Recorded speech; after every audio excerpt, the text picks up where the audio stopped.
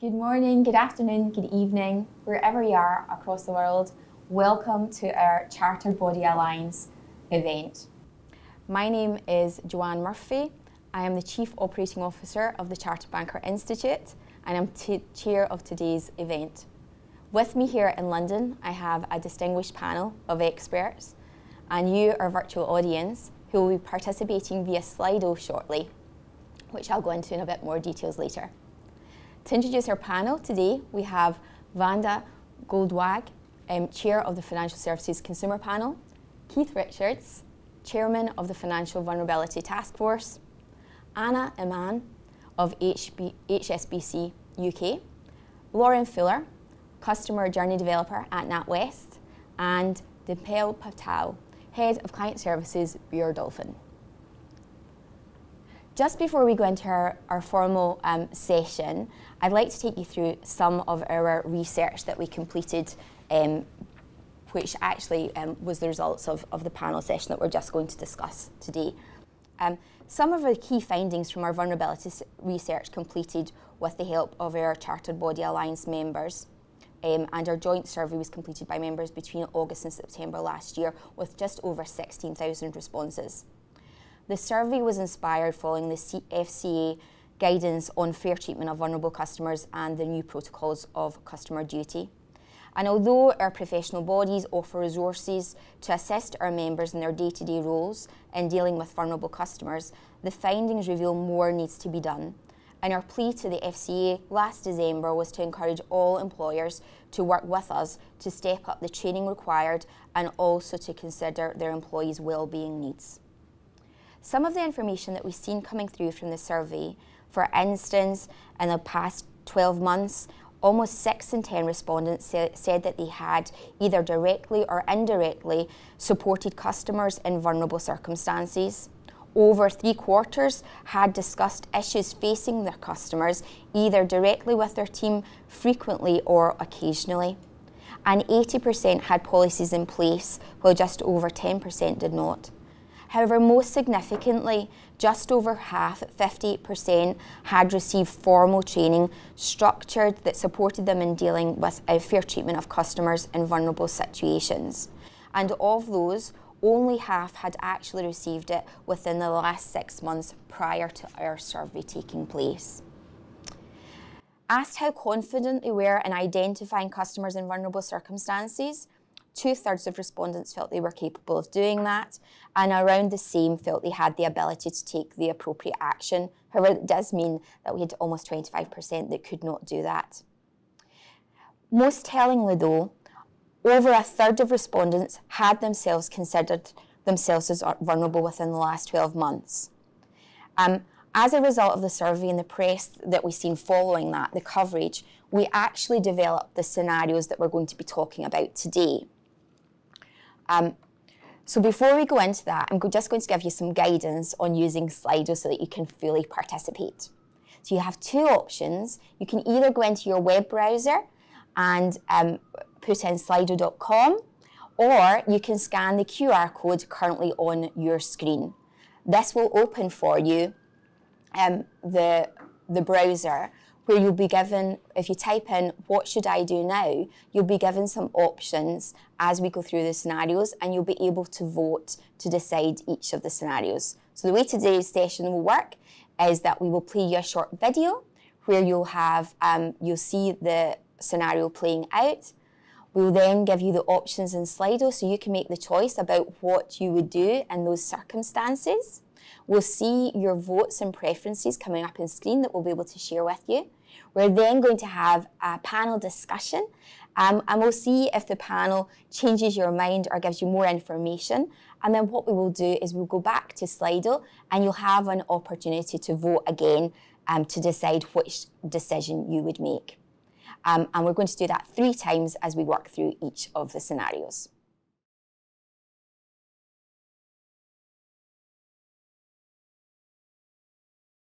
I work as a customer service agent at a loan company in Bristol.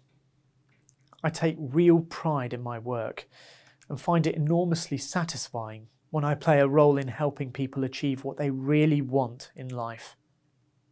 Some customers come to us for money, for buying a car, and some for planning the wedding of their dreams. Some might be fixing a leaky roof or consolidating debt that's become over-complex or unaffordable. We all know how that feels. I really hate declining people's credit applications. It's hard to tell them no when you know they wouldn't have asked for the money unless they really needed it. I don't know why, but I feel such a weight of responsibility when the decisions my credit lender is making affects people's lives. But that's my problem, because I also know that credit isn't right for some of them, or at least the level of credit that they are asking for, that will just get themselves into more of a mess. If we gave someone a loan that they simply can't afford, that would be on me. That kind of pressure is a big deal. I had one call with an applicant last week which really affected me. I worried about it for ages afterwards as I wondered what the customer would end up doing next. I'd had a really long week, one of those weeks that drags on, and I ended up going to the gym to clear my head with one of my friends, Danny. Danny's a good guy, a real salt of the earth, and we talk a lot about life and work. Danny was really open with me about his younger sister. They're really close, and he watches out for her a lot. He also worries about her a lot. She's really lucky to have him looking out for her. Anyway, he was filling me in on the latest with her troubled marriage. He was so relieved. He said, "Rashid, thank God she's finally left this guy. What a total douchebag." She has finally had enough of the physical and emotional abuse he dished out on a daily basis. This guy is a real monster. I really don't understand how do people get away with treating the people they supposedly love like that. It's beyond me. Danny was still worried though, as more stories had come out of the woodwork. Like he controlled her money and decision making too, with practically everything. She was totally boxed in, under his control. Danny's sister is a pretty smart girl. I've met her, but lockdown made her home life 10 times worse, particularly as this guy lost his job in the first few months of the pandemic. He was at home all the time and had no income. So apparently he forced her to take out a load of credit to keep them afloat, which he then spent on literally nothing, totally frittered it away. Danny was upset as she was so bubbly and sensible and had everything to live for before she met this guy. But he has totally changed her and eroded all her confidence. Danny said she is just so vulnerable. And he's terrified that she'll just go back. We finished our gym session and I went home. I kept replaying in my head what Danny had said about his sister, which then reminded me of a call with my last applicant at work that day too. And I then started replaying that conversation over and over in my head. What did she say? How did she answer? Could I have asked more questions? What did I miss? What was it about Danny's sister that triggered me to think about work when my day was over? My caller was a woman in her 30s called Natasha. She requested a loan of £2,000, not a huge sum of money in the grand scheme of things, and I could see that her salary was more than adequate to cover the monthly repayments. But when I asked her what the loan was for, she became really evasive. She was avoiding giving me straight answers, so I did a few more credit checks and system checks, and I could see that she'd taken out 2 similar loans in the past 6 months, and that the repayments on these had been made sporadically, like a few pounds here and there, but no regular pattern. Because she'd had these last 2 loans approved through our website, it had referred her to our call centre this time, which is why she ended up on the phone with me. I ran her application through our automated approval process, but I knew what it was going to say even before it chucked out the decline message. It's so hard to tell a customer no. I really felt for her. She was distraught, kept saying, "What am I going to do now?" I don't think she wanted me to end the call, but there was nothing else I could do. I'm telling you, I can't quite put my finger on why this call was bothering me so much. So many of the people I speak to sound stressed or anxious. No one is ever happy about having to pay interest to borrow money, are they? But Natasha, she sounded stilted, as if she was reading from a script. And when I mentioned her previous loans, she'd sounded shocked and confused, like she didn't even know what they were for or about the repayments. I can't shake the feeling that there's more to know, and Natasha didn't tell me everything. But what can I do now? It's been on my mind all weekend. I even looked for some guidance online about what I should do. I really don't want to go work on Monday, but I've never felt like that. What if something happens to that lady?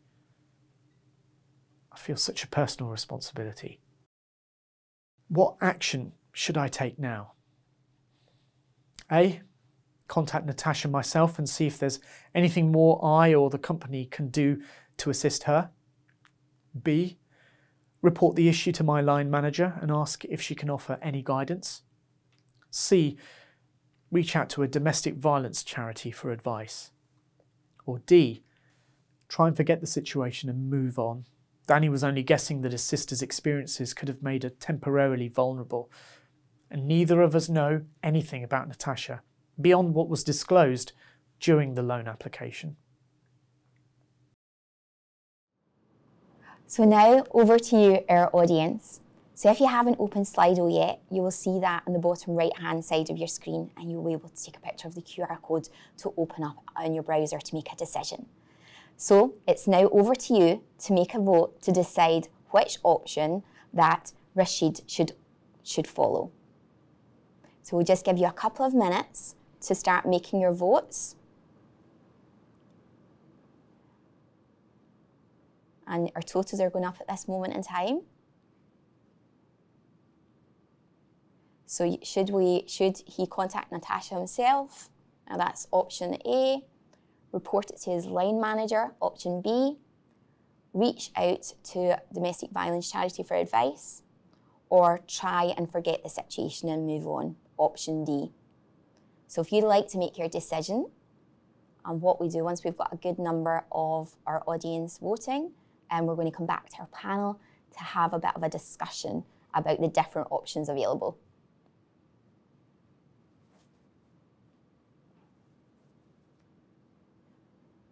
Yep, we've got a good number in now, so let's just have a wee look at how the voting is going on at this moment in time. So your vote can still come through at this moment in time, so you'll see changes on screen as the preferences move between each of the different options. So at this moment in time, we've got option A, we have 8% in option A.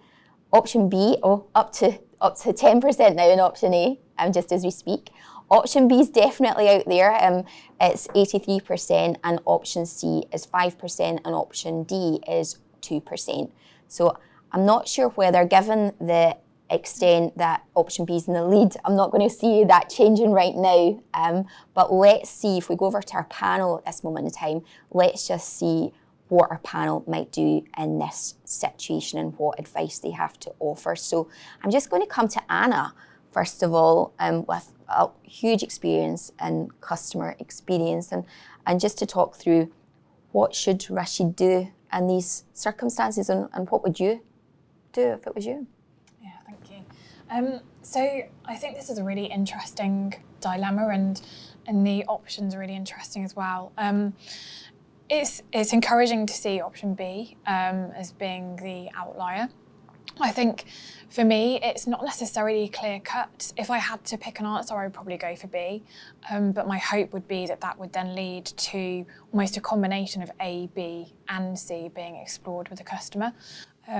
So I think the key here is that this is only suspected at this moment in time. So the guidance should be to speak to the customer again, ask open questions. So just really kind of get more information so that it can then be, discussed and advice can be sought on how to proceed to support Natasha. At HSBC UK, we have training and tools in place. So I think it's really important to recognise that every case is different, and it is impossible to actually train every single scenario that an agent is going to come across. You can train the foundations, but then it's really vital that you have support, processes, guidance and tools in place to then help the right decision for the right thing to do for the customer. We also have things such as like key stakeholder huddles where key stakeholders from across the business would come together and debate how to best help the customer and what the right decision is in each situation. And then kind of once you've got all the information, looking at what solutions could be provided to help Natasha. So things such as specialist support. So she may benefit from more tailored support with regular follow-ups and maybe someone that's dedicated to supporting her. And then could it be easier if we do determine that she is potentially in an abusive situation, could it be easier to speak to her via digital options so that she doesn't have to speak out loud, she can type it. And looking at things to provide anonymity to her for her banking, which could also protect her. And I think it's also important to touch on the well-being side from a colleague perspective. So I think particularly during the pandemic, we have seen an increased awareness of how important mental health is, particularly in the workplace now that we have a number of colleagues working remotely. So they're not necessarily surrounded by their teams. So the fact that Rashid has taken it home with him and is clearly thinking about it, it's really bothered him and got to him. It's important to have ways that colleagues can get support they need as well, especially those who are supporting vulnerable customers on a regular basis. So I think that's really key for me. But yeah, I think if I had to take a hard line, it would also be B, but reaching out to charities, signposting, getting advice externally, that's just as important once you've established what is going on with a customer. Yeah, get the facts and then progress from there. Yeah. Then Pal, if I could just come to you then, just because in particular I think that colleague well-being point as well, because that's something that you've been really active into. So absolutely. I mean, we all bring ourselves to work and vice versa. So, we don't leave our emotions or opinions at the door when we go to work. And I think his own experiences, the conversations he had, have really informed his assessment of that client who called in. And I think in this circumstance it's really useful to reach out to charities because it gives you an understanding of that situation and that vulnerability without the lens of client services or financial services. Gives you more of an insight into what actually that means for that particular customer. I would recommend that you reach out to a domestic violence charity to actually get some insight. And you can have a conversation with charities. We do that quite a lot at Brew and Dolphin to understand a bit more about the situation without really releasing any personal information and get more insight before you take any action. But I think to echo what Anna said, that wellbeing point's really important, especially when you're declining loan applications in often stressful situations. And being able to switch off when you get home Sure, as well. yeah. That's sort of critical. So Keith, can I bring you in here? It's like from lots of experience in as a practitioner as well. So your thoughts on this scenario? Yeah, I'm with the audience. So definitely, when the key is Rashid demonstrated at least awareness of the vulnerable circumstance, and you just can't second guess. What he's also recognises his own lack of experience and knowledge in dealing with that. So the logical thing to do is to refer it to someone else who may have the experience or the answers that help you through it. Many of the other points that have already been made are clear, and I think what we're seeing is a lot of firms now actually, the important thing is to make sure that there's increased awareness rather than people having solutions. Processes often need to be adjusted to take into account different scenarios, and not every situation or vulnerable circumstance can be dealt with by an advisor or a firm.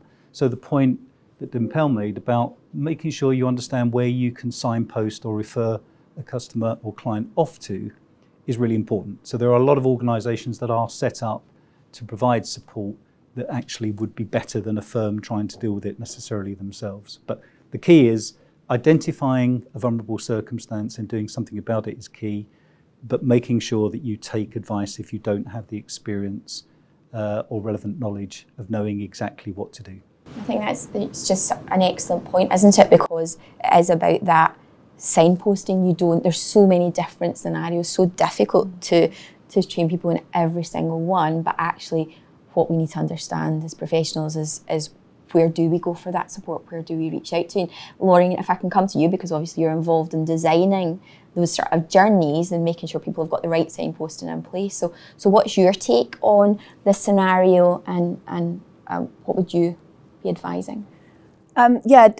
I think having a real good understanding within the organisation of the power and control will when it comes to domestic abuse is really key here, because economic abuse is one area that we definitely see, but there's lots more elements to it. And we've had organisations come into NatWest, for example, Women's Aid, for example, and they've talked about experiences where it could be little things like controlling how much money they have in the account, so that they can only spend so much on petrol, which means they can only travel so far.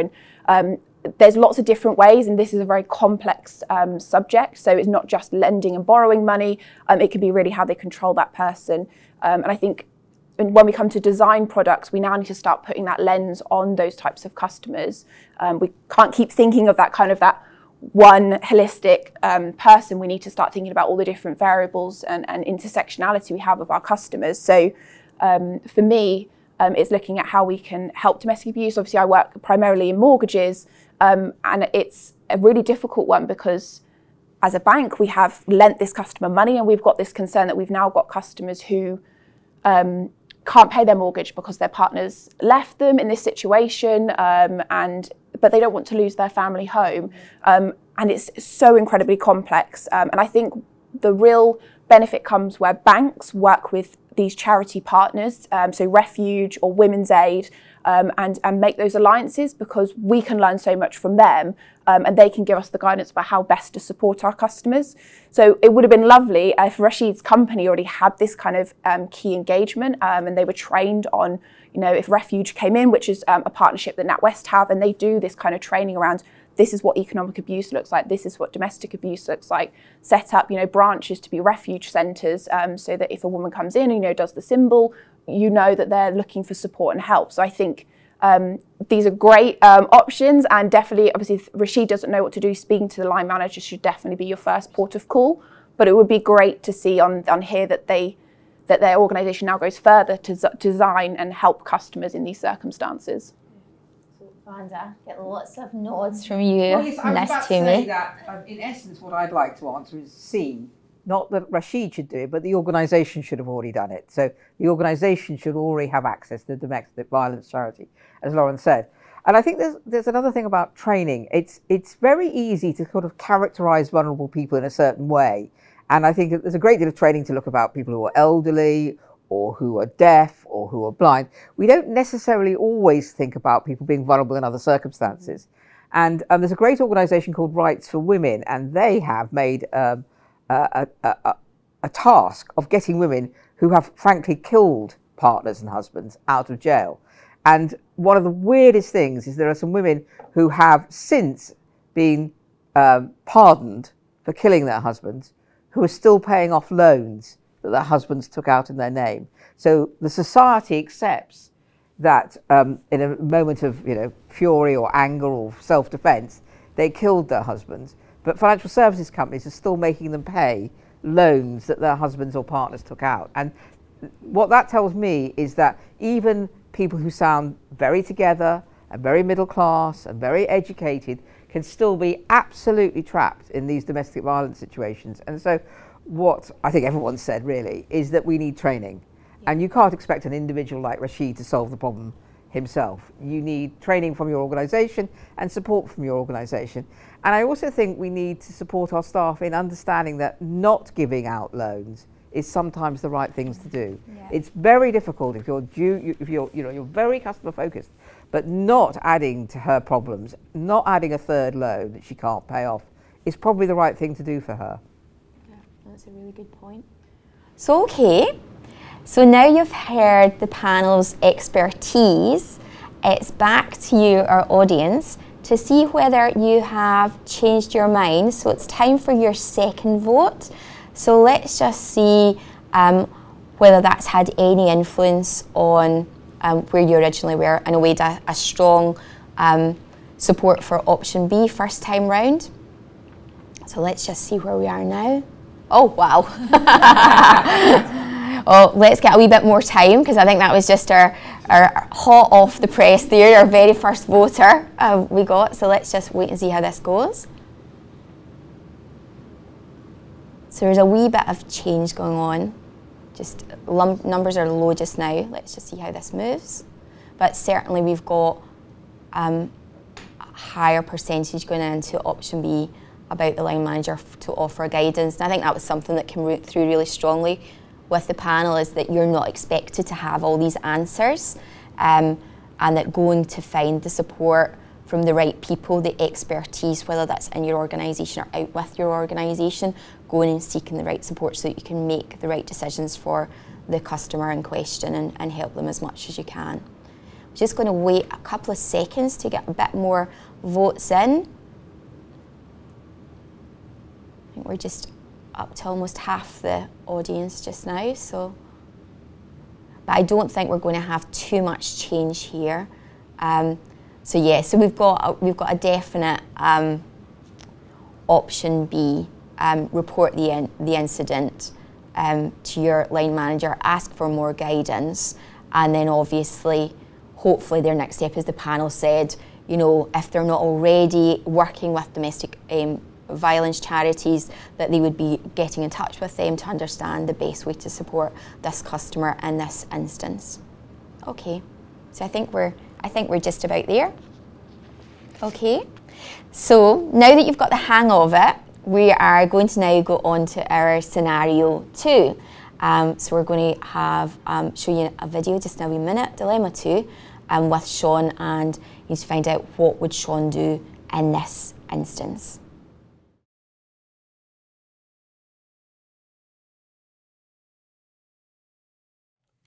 I've worked in wealth management for the whole of my career. It's taken me years to build up a client base who trust me with their portfolios. I pride myself on really listening to those I serve. They are more than clients, really. I genuinely care about what their life goals are and helping them achieve them. That's why they stay with me for so long. Donald was one of my first regular clients. He is a property developer, and I've run his account since I was in my 20s, over 30 years. He is super successful, but I admire him so much as he has built his business up from nothing to something of an empire, from scratch, like really worked for it. And as a result, he has accrued quite a nice sum in terms of his personal wealth. However, Donald's health began failing a couple of years ago, and he began stepping back from the business a bit. And letting James, his son from his first marriage, step up. That's what everyone wants from a successful family firm, isn't it? Someone to pass the reins, to trust with the business that he'd built up. Donald was then able to spend more time on the golf course. I think he managed to get his handicap to under 10, and he loved going down to the club. He also told me that he wanted to help other people. He's a proper stand-up guy. So I'd started some volunteering and made some very generous, in my opinion, donations to local charities, particular ones that support homeless people in Scotland. Last year, we had some wonderful news in our family too. I was going to become a grandfather. I can't tell you how excited I was, let alone when my daughter told me that she was having twins. Unfortunately, there were some complications at around the 7 months mark, and my daughter was rushed in for an emergency C-section, and the babies, one boy, Joe, and one girl, Sandy, arrived a little earlier than expected. They weren't fully cooked, so she needed lots of help at the hospital, and when they finally came home, she sadly was experiencing quite severe postnatal depression. I felt awful. This was meant to be such a joyous time in her life, in all our lives. I'd missed out a lot of my children's upbringing, as I was working so hard to get my partnership. I made it up to them later, but I was so torn with wanting to do more for her. I wanted to help her, but could I really step away from all my clients and put my family first? But do you know what? I did. I spoke to the other partners in the firm and they were really supportive. I took a sabbatical.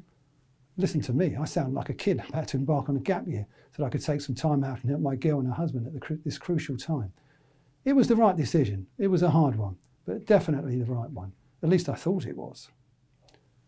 So, I had to get organised and I started to hand over responsibility for my clients to various colleagues, leaving Craig, an ambitious junior partner, to look after Donald's affairs. I explained how important a client he was and asked him to contact me if he needed any support dealing with Donald's affairs while I was off.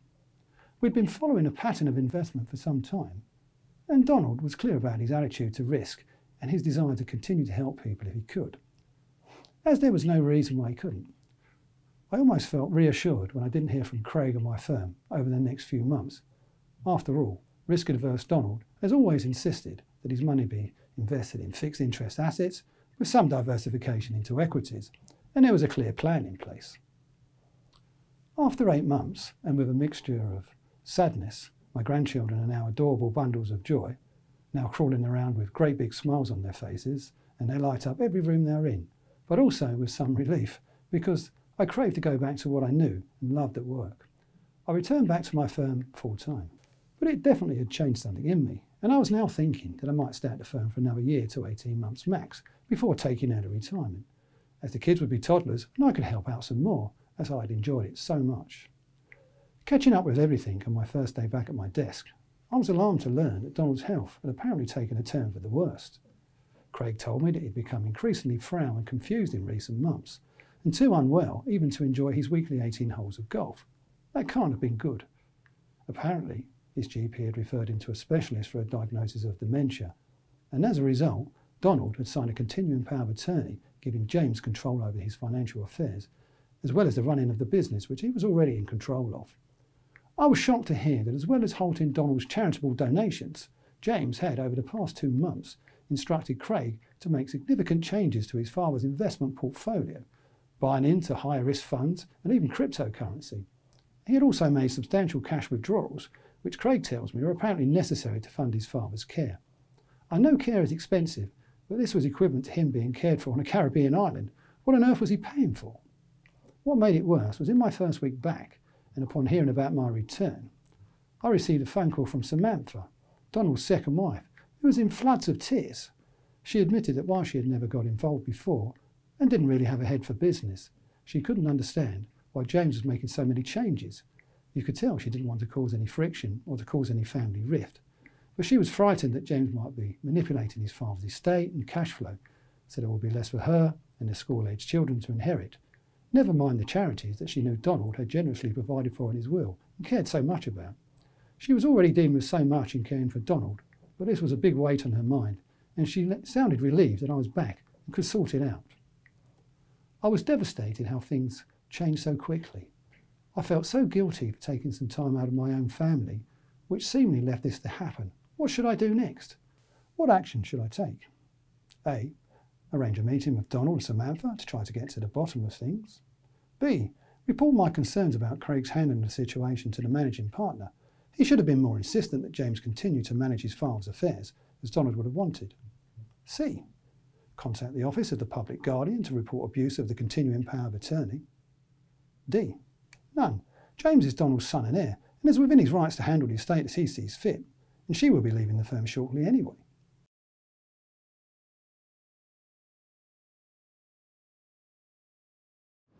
So before we go on to do our votes, we did get an audience question just regarding scenario 1 about what should Rashid's line manager do, and we've discussed that as a panel, and absolutely what we'd be looking for is that you would follow the procedures within your own organisation, which the majority of organisations have guidance to support that individual, but also you can speak to one of domestic abuse charities as well, which is also an option. So yeah, there should be the right support there for the manager, either through the organisation and external agencies that could support and help that customer to the right outcome, hopefully.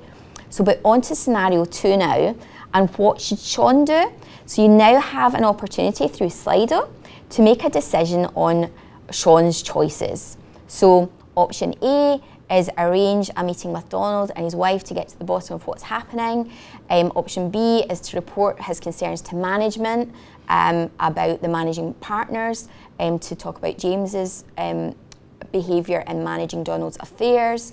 Option C is to contact the Office of Public Guardians about abuse of power of attorney.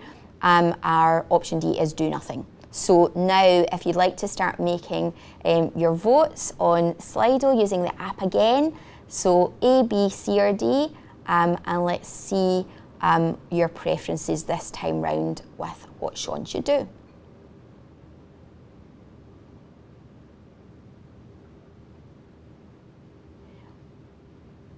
Okay, so this one is a bit more split, it looks, than our very first scenario. We've certainly got a couple of different options here.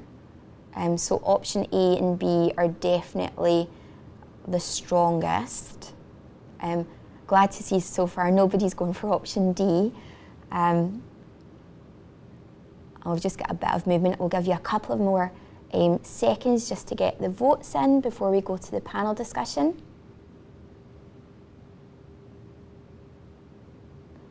I think they're probably holding just about where they are. So right now we've got option A is 59%, 59%. Option B is 29, it's going between 29 and 30. And option C was at 13% and still no one voting for option D. So I think I'm probably going to go to Keith actually to kick us off on this one, because obviously huge area of expertise throughout your working career. So dealing with clients like Donald. So what would your advice be, Keith, on this one? Yeah, it's. I mean, we're going to come across this a lot more, Jo. The last autumn, the Financial Vulnerability Task Force launched a paper along with the All-Party Parliamentary Group, highlighting financial fraud within families, and the staggering fact that 80% of fraud happens by someone that you know. So, with an ageing demographic and clearly a lot of professional advisors dealing with clients that are in their twilight years, we're going to see more and more situations where the use of lasting powers of attorney are in place. Now, this one's very interesting because for me it's a combination of B and A. I know A was the most popular, and it's absolutely logical for the original advisor to go and get more information from effectively his clients, given the suspicion that wrongdoing has been done and the client is in a vulnerable situation. But of course, the firm themselves may actually be liable to compensation if the interim advisor absolutely has not paid attention to the warning signs that are there. And there's plenty of warning signs that should have been there for the advisor to step back and take some counsel from another member of the team or their line manager. So in this particular scenario, my recommendation would be B, where the advisor returning now that's spotted an issue absolutely is duty bound to report it to the line manager or the partner of the firm to determine what the right course of action is. So inevitably going and seeing the clients, of course, is a logical part of that process, but I think the firm need to step back and consider what has actually happened, and then what appropriate action they need to do. So for example, just because someone has dementia and a lasting power of attorney, in fact, doesn't mean to say they're incapacitated from making the right decisions. So the advisor may well have been acting inappropriately and against the wishes of the client, who was perfectly capable of making their own decisions. And it's very evident from the wife's or the partner's reaction that there is something amiss. So I think this is one where the firm need to step back, take on board, take responsibility, whether it's a lack of training for the advisor that stepped in the interim. But clearly, this is something that is likely to happen a lot. I'll just finish by saying the interesting part when we launched the All-Party Parliamentary Group report on financial fraud within families, the significant number of financial advisors who commented on they're suspicious that even when a client disinvests a large amount of money, which happened in this particular case, that they suspect, they can see the tension because there's no obvious objective for doing that. Now, sometimes a client is just honest enough to say, oh, well, I need to help my married children who have got in debt, and while we're going to help them. But actually in a lot of instances they can be quite evasive, and what advisors actually constantly want to do, again, it's about signposting. It's where can I signpost these people to? Are there charities? Are there specific organisations? And that's something that we will need to actually create a list of, so that firms can adopt within their process. And I think your point there is that this is something that we are with an ageing population. Absolutely. Unfortunately, this is something that is going to be dealt with more frequently than any of us would like to see in the future as well. Indeed, yeah. And I think we're going to see a number of lasting powers revoked and new attorneys put in place. Yeah. So, Wanda, your thoughts on this one? So I don't disagree fundamentally with Keith, but I think I'm probably at A and B pretty much in parallel. The whole point about this is we should know our customer, shouldn't we? And we know that Sean knew his customer very well, and what he doesn't know is what's happened in the interim, and we don't know whether his customer's become extremely unwell, has become demented or whatever. But we need him to see his customer and actually make some decisions about that. At the same time, I do absolutely agree with Keith that there may be an issue for the management here. It's actually quite clear that the person who took over from Sean hasn't spoken to the client. They've taken James's word, and James is not technically the customer at the moment, and that's a fundamental flaw. And I think no matter what else happens, there's probably a training need there, and there might well be some need for the company to do some work in that area. I've looked at a whole series of things around equity release recently, and obviously lots of people do equity release because they don't want to move from their own home and they want to raise some money. Now that's a perfectly sensible thing to do, but the question is, why are they doing it? And the number of times you discover they're doing it not to help out a child who needs a house, which they're entitled to do, but a child has got into terrible gambling debts and the child is pushing them and forcing them to take out the money. So it's not always a simple matter of if it's for a child, what's the reason? We need to understand. And of course, you can donate your money to whoever you like.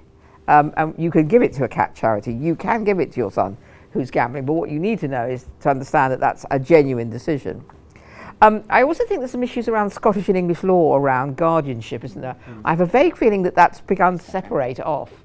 And so it would also be important to know what country the client was living in, because if at some point we do need to talk to or direct them to public guardians, I think the rules are somewhat different in both countries. Is that right? They are, absolutely. It was a point that This is actually did Scotland come up, too. and we decided it is Scotland because Donald contributes to a charity for homeless people in Scotland. So we've assumed it is Scotland. So we just need to remember, if we are working ourselves in England, that if someone's in Scotland, the laws are beginning to change. No, that's a really good point. Lauren, can I just ask you a question? Because just on Vanda's point about equity release, is that something when you're building customer journeys for people, is that something that's being considered? Yeah, I'll be honest, lots of the high street banks won't touch equity release. It's very kind of niche lending organisations. Funnily enough, so my organisation will pay to have you trained as a mortgage advisor in equity release, but we don't sell it. And I mean, there's quite tough rules around how long we can lend to people for, to certain ages. I know it's something we've tended to kind of steer clear of because of this issue that is it lending for the right reason? And I do remember when we were in our my training to be to do my CMAP to become a qualified mortgage advisor, they taught you about equity release. You have to do it as part of your qualification.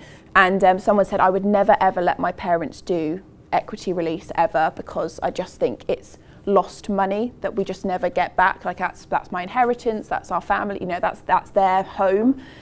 So it's a funny territory, equity release in that instance. And I do think it comes from this vulnerable customer. Is it the right way to lend people money once they get over the age of 70, 75, depending on the max age of lenders now? But I think that's where the banks need to start changing their rules around lending criteria. We should be lending to people later in life now because people are living longer. We have better medicine, we have better healthcare. People aren't dying at 70 anymore, they're making it up to 100. So there's definitely some work to be done in this area as we see our population age. Yeah, definitely. And I think as Vanda says, going into niche as well, that just makes me more anxious about this whole vulnerability and supporting people at that stage in their life. I think there are genuinely situations where it is quite difficult for the firm. If you have an elderly parent who does, for example, need care, it may well be that the family agrees that the best place to get care from is their own investments. Yeah. But is the funding going straight from their investments to a nursing home, or is it going via a child? And if it was going via a child, I'd have much more concerns about it.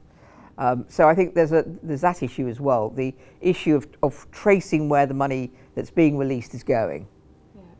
Yeah. Interesting. One of our audience is actually it's just a statement to add to the discussion, and they're saying actually before going to see Donald, it's really important to understand, is he in a fit state to have the meeting? Because if he's unaware of the situation and confronting him with what's happened could actually be even more detrimental to his overall health and well-being. So I think that's a really well-made point as well. So thank you very much to our audience for raising that. Jo, can I just add, I think supporting the comment that came in from the audience is absolutely right. Individuals need to be careful that they don't exacerbate a situation by going back to the client thinking that they can resolve it. Now, unless they've got extensive experience and knowledge. So, you know, there is a point where you've got to come back and talk to involve management or your line manager or the owner, the principal, because there can be some pretty serious consequences if the colleague or the other advisor has absolutely done the wrong thing. And then that wouldn't be for the existing advisor to take action against. So it's a really important aspect. But I think we're all agreeing at some point you've got to go back and actually establish the true facts around Donald's capacity and certainly the feeling of the partner and whether or not the attorney has been acting inappropriately and against the wishes of the client, to Vanda's point. Okay, super, thank you so much, panel. That's great advice. So now back to you, audience. So it's now your opportunity to, and we did this was closer between A and B, but have the panel swayed your opinion in any way on the action about what would you do if you were in these circumstances. So we'll just, if you want to start voting now, and we'll just have a wee look and see how that compares.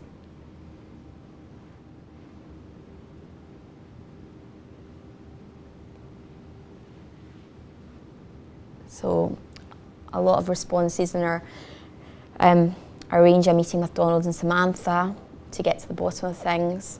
But also, you know, as Keith highlighted, there could be some liability here for the organisation as well. So really important that management fully understand the action that's been taken and whether they've acted according to Donald's wishes for his long-term objectives as well.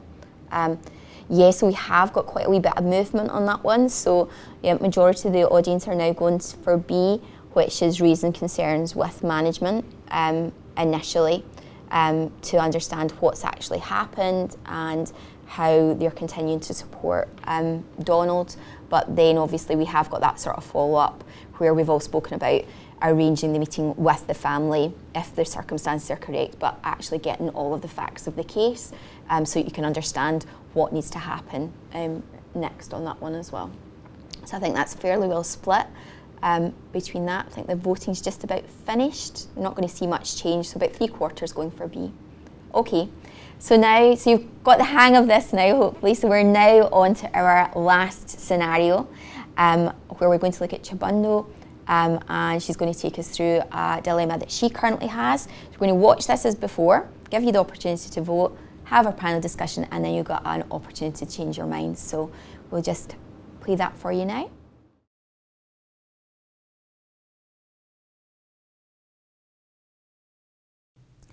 I work as a customer service assistant at a high street bank. That's quite a big deal where I come from. The area is okay if you're from around here, but there is a lot of poverty and families don't really have much. So to get a job in a bank, a well-recognised one, means I did good. The church in my area is pretty active, and I grew up attending my local parish, forced to mainly by my mum when I was younger. But they helped me so much to get my head straight, kept me working towards my education and my future. And that is a big part of the reason that I now have a full-time, respectable job. So now I ensure that I give back too. I volunteer at our church and also help out sometimes at the local food bank. You would not believe how grateful people are for a box of cereal for their children or how much a bag of pasta is a lifeline. Some of them tell us they choose between whether to heat their homes or eat that week. It is heartbreaking, and it's not just the families you'd expect either. This pandemic has hit everyone hard, and we've seen lots of new people coming through the doors recently.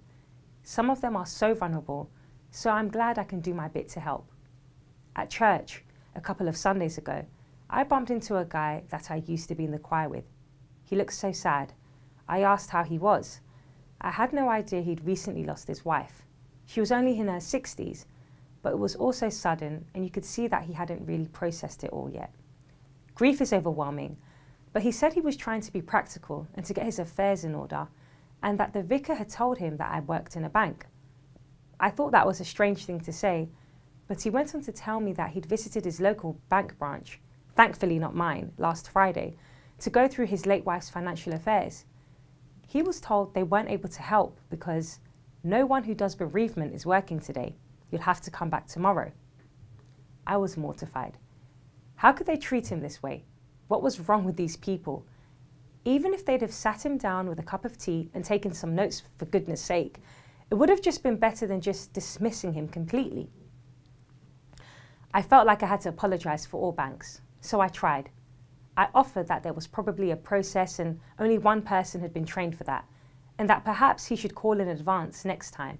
I could even help him call or go in with him perhaps.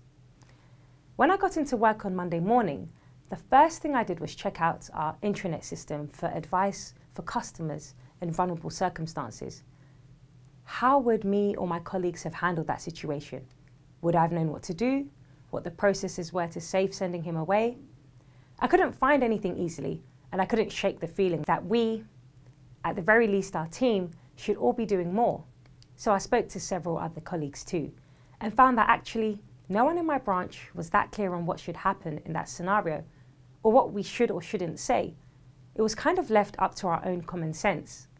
My colleague Matthew told me about an elderly customer who told him in branch that she was dissatisfied with the service she'd received on our telephone banking line, and was told that the only way to make a complaint was to go on the website, although it was clear the customer wasn't comfortable using the internet. She'd come in to try and speak to a human face to face. He felt awful. I heard other rumours about a customer who was housebound owing to mental health difficulties and agoraphobia, yet was told that an issue with his account could only be resolved if he came into branch. I mean, how could they do that? My friend who sits on the cashier desk next to mine said she had a partially sighted customer come in once who could not use Braille, who wasn't able to receive important correspondence and a contract for credit via an email, as it only existed in the hard copy forms that we use, and therefore it could not be sent to her electronically to be able to read by her text-to-speech software on her computer. She had no idea what to say to that guy, or if she was even allowed to fill in the form for credit for him, and he just simply signed it. Was that even legal? When I reflect back to the last year, my branch remained open as we were classified as essential workers. It was quite stressful for everyone, right? I also had quite a distressing encounter with a customer whose income had been cut up by 2/3. He was using his overdraft, he had missed payments on his mortgage, and I could see he was putting payments on his credit card just to meet his day-to-day spend.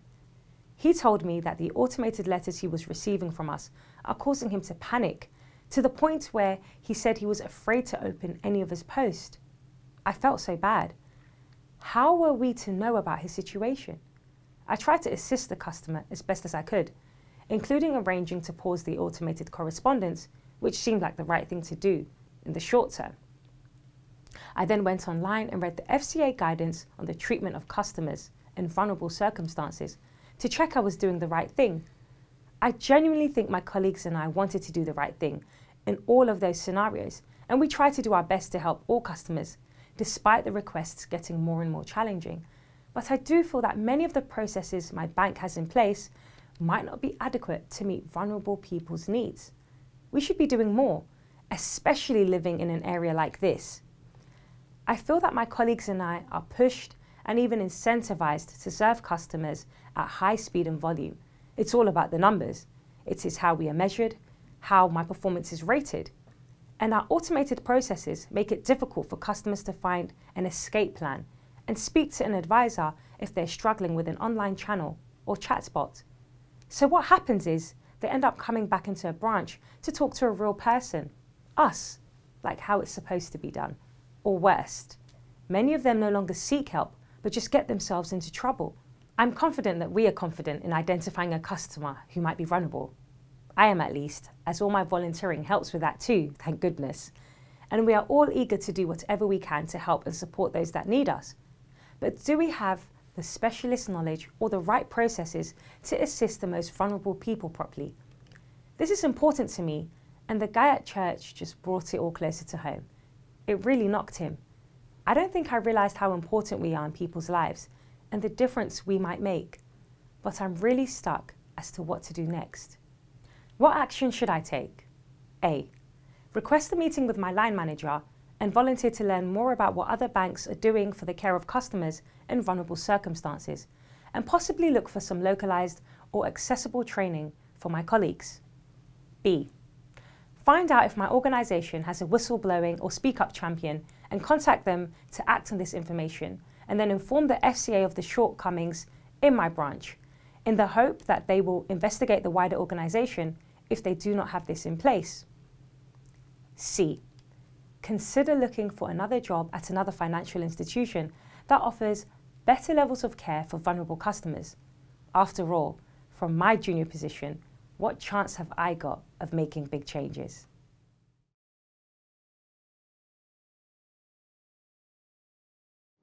Okay, so you know how to play the game now. So back to you to decide what Chabundo should actually do.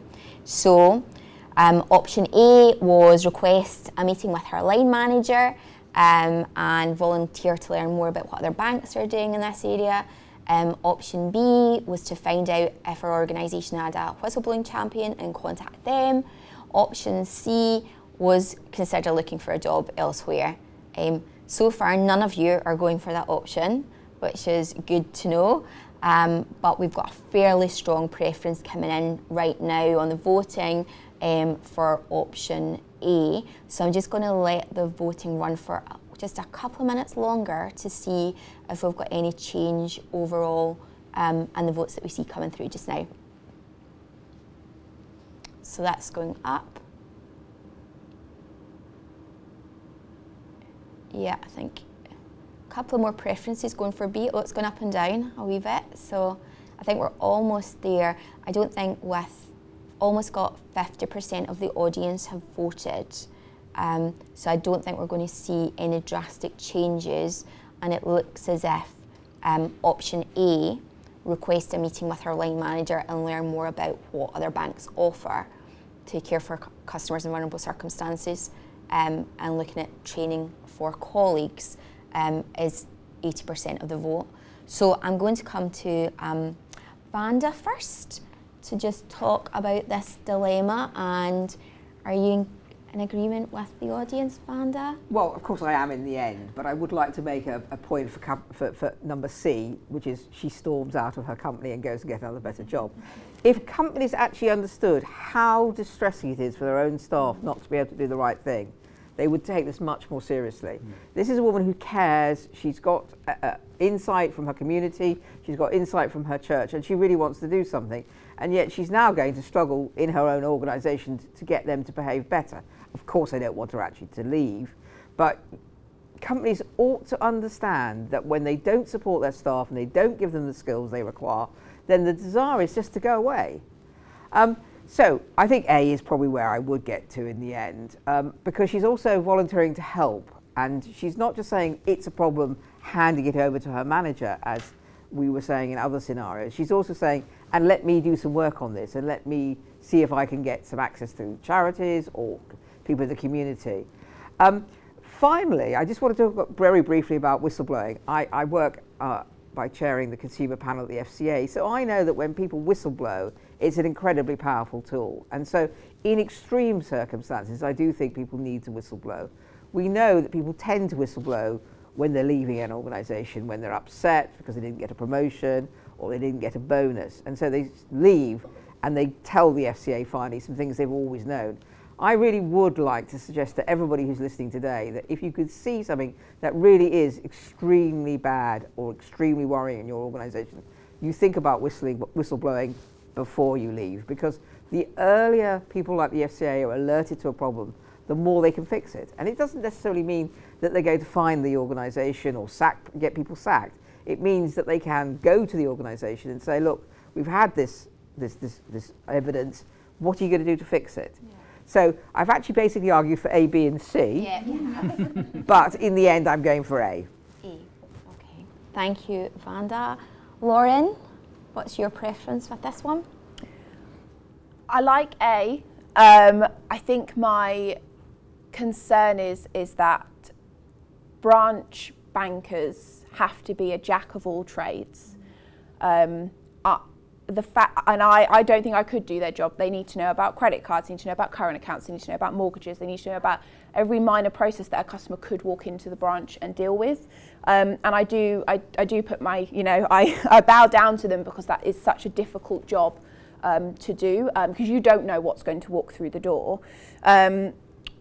So my concern is with option A is that she's going to take on extra work.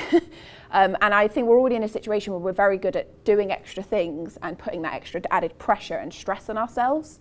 So I think there should be a piece around getting her involved in maybe like a vulnerable customer committee, or getting some of her insights. But there needs to be a dedicated team within this organisation that is looking at how we care for vulnerable customers with all these different situations. Obviously, I talk about my own organisation because I know what we do. We do have what's called tofu, which isn't the stuff that vegans eat. It's taking ownership and following up. So when I did work in customer contact, it was about, I've got a customer and I need to give them my attention and I need to follow this through to the end to get them to the right conclusion. And sometimes that is the right thing to do for customers.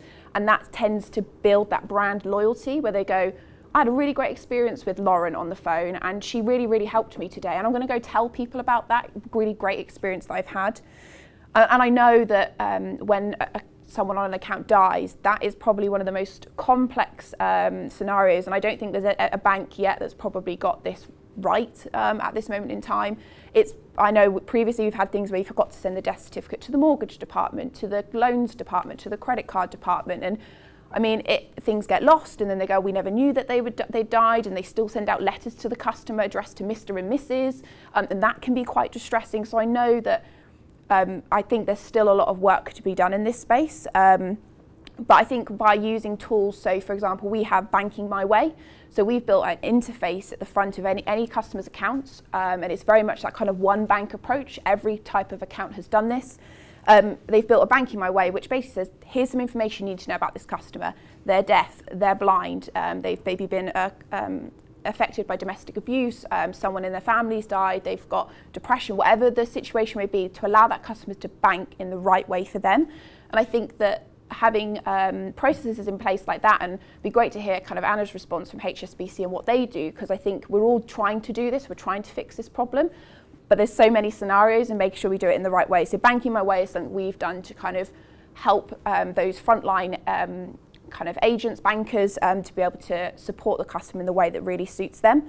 And we also have something called out-of-loop feedback, which I know lots of organisations like Vodafone, for example, have, where they see a problem and they put that into kind of a system, and that comes to people like myself who can go, okay, here's something that's not working in our process, let's go away and fix it. And we're the people that can deliver that with support from frontline saying, can I get your feedback? How can I make this better for you?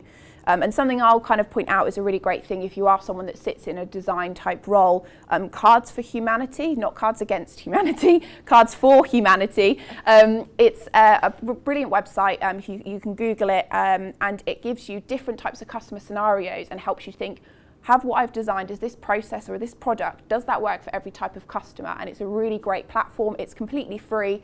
I learnt about it on an inclusion training program and I thought it was brilliant, so I tried to bring that out in some of our design sessions, so I definitely recommend that. But I mean, she talked about so many scenarios, so it's really hard to say that there's one fix for all of this, but I think if she can raise it with the line manager and they have the correct processes, great. But I mean, if it's really about an organisation, maybe whistleblowing is the right way forward, taking it to the FCA and saying we're not treating vulnerable customers right. Okay. Thank you, Lauren. I'm actually going to bring in Anna, actually, just from an HSBC perspective. So anything that you would add to Lauren's comments? Yeah, I think it's really interesting. I guess our interpretation of Banking My Way, kind of a similar tool is we have customer care needs available, which kind of cater for a range of needs. So they don't focus on the diagnosis or the condition of the customer, it's how do they need us to do things differently for them to help them to be able to bank with us. So for example, in this situation, I think it's really important that, as Lauren was saying, you know, jack of all trades, bringing in a branch network, I can't imagine what an incredibly tough job that is for all the reasons that Lauren gave. And while you don't need to be the specialist in the area, obviously it's important to know where you can refer customers to. So you don't have to be the specialist, but you have to know where that support is available for them.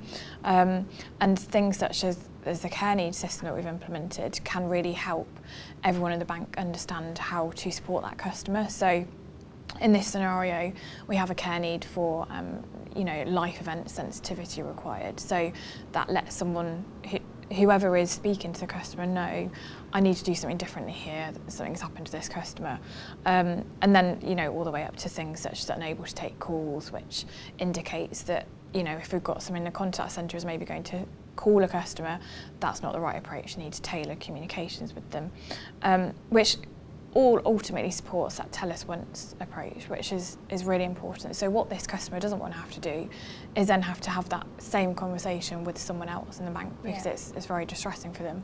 So tell us once is vitally important, and there's the industry tool, the death notification service, which again is something that all banks support, and you'd like to think that the branch colleague would have an awareness of that for the customer and signpost them to that tool to ensure they don't have to have the conversation more than once. So I think it's all vitally important.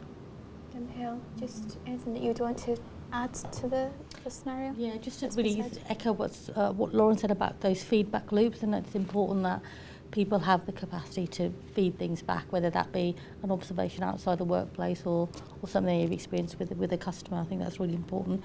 I mean, she seems just really empowered, really enthusiastic, wants to do better, gone and done her own research, and these are the kinds of people you need in your organisation to drive things like this forward. And you know, what if she doesn't get success in a you know, current role, then you know, the firms that have a good approach to vulnerability have a great culture.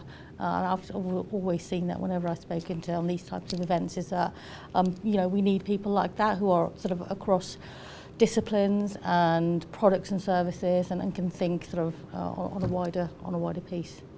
So there's a question come in from the audience around size of organisation, and actually how do small organisations, because we've talked about the complexity that's very, very difficult, even large organisations, very difficult. You can't do all of the training for every single scenario that we could think of or that might be presented to people. But any sort of tips from the panel on what a smaller organisation can do, even just to start off, to put them in the right place? Keith, you want to start? Yeah, increasingly and encouragingly, a lot of firms, even small firms, do have champions, client or customer champions that deal with a range of things. And I mean, clearly it's difficult if you're in a firm where there's only two people, but across, and in particularly the intermediary market, which is made up of a large number of small firms, average of probably five people per firm, they themselves do adopt a similar principle of having vulnerability champions or people that actually others can go to. So I think, you know, for me within that scenario, was always going to be my preference, because you have one-to-ones for obvious reasons with your line manager, and you should be actually reporting up any deficiencies. And certainly the type of individual we saw there seemed like someone that could add massive value and potentially far more influence than she realises in providing solutions across the business. Because very rarely do we find across the market people deliberately doing the wrong thing. We just find the wrong thing being done. So it's one of those things about increasing awareness, having someone that you can go to that perhaps isn't your line manager does become a good option. And even small firms tend to think, rather than it being the principal that people always have to go to, which may not be a popular move, given that the principal might be entirely focused on other business-related matters. But actually, if there's someone that it can be delegated to in the firm, often they have the ability, especially if they're empowered by management or the principal of the firm, they have the ability to start to make a big influence. And most of that is around their own consciousness, their own willingness to go on different websites, to take information that's freely available, to incorporate it within their own process. But like anything in life, we often all find it easier to go to a person. So whilst I very much went with A, the point about B as an option is that it was referring to, rather than whistleblowing, a speak-up champion.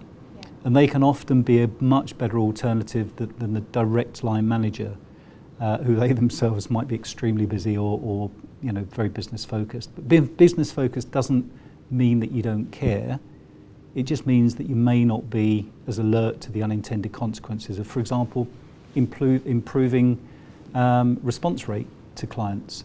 That may have an unintended consequence of missing certain vulnerable characteristics or vulnerable circumstances. So I think that's what we're seeing even in small firms now. It's that understanding of the principal can't do everything, so how do you delegate some of that to other people that can have a big influence within the firm? So, Vanda, from your experience, smaller So firms? I was actually going to say, in some cases, smaller firms actually can do this better. If you're in a very large firm with huge processes and departments that you can't see and directors who are miles away from you, actually can all feel like computer says no. Actually, in a smaller firm, you can genuinely sit down with your customers and understand the issue. So very few people are vulnerable for one reason. They're vulnerable in different sorts of ways and at different sorts of times. So if you can actually talk to your customer, we had a scenario just there where people were receiving letters that just sort of seemed to be bombarding them.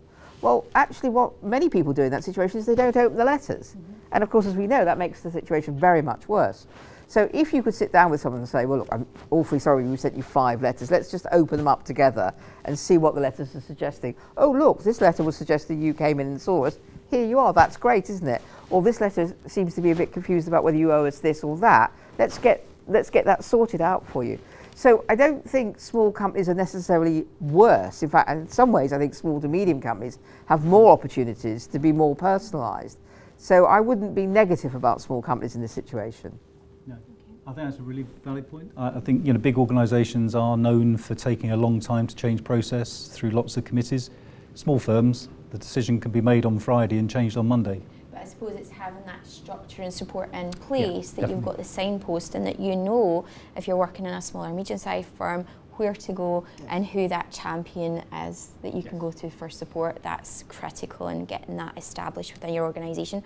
Okay, so now we've had quite a bit of a discussion and really back to you, our audience, to find out, have you changed your mind about what course of action you would take? So if you'd like to go back to Slido, you can now start to vote now and we can see whether there's anything you would like to do differently. So vote any changes and the actions that we would take as a result of the panel discussion. And we'll just start to see hopefully the votes coming through now.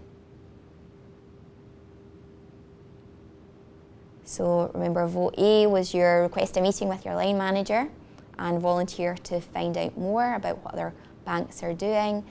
Find out if your organisation is a whistleblowing champion and contact them directly, or consider looking for a job elsewhere out of sheer frustration. So they were the options that were available to you. So we've got quite a few responses coming through now. We can just start to see the votes. Yep, so actually I don't think there's too much change there and the votes overall. So back to request a meeting with our line manager to learn out more about what other banks would do to care for customers, and actually find out if organisation has a whistleblowing champion and contact them to act. So yeah, it's a good split between A and B, really 3/4 going for A and about 1/4 going for B. We're just under half of the audience voting, so I don't think we'll see too much change there.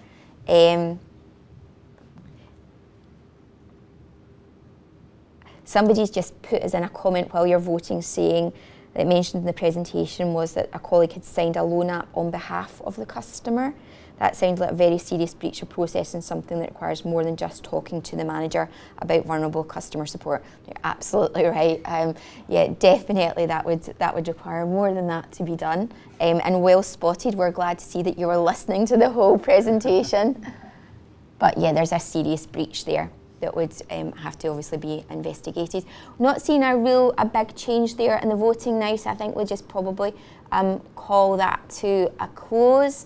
And I think just in summary, so first of all, I'd really like to thank you, our audience, for participating in today's event. This was a CPD event, so you can register against your CPD log.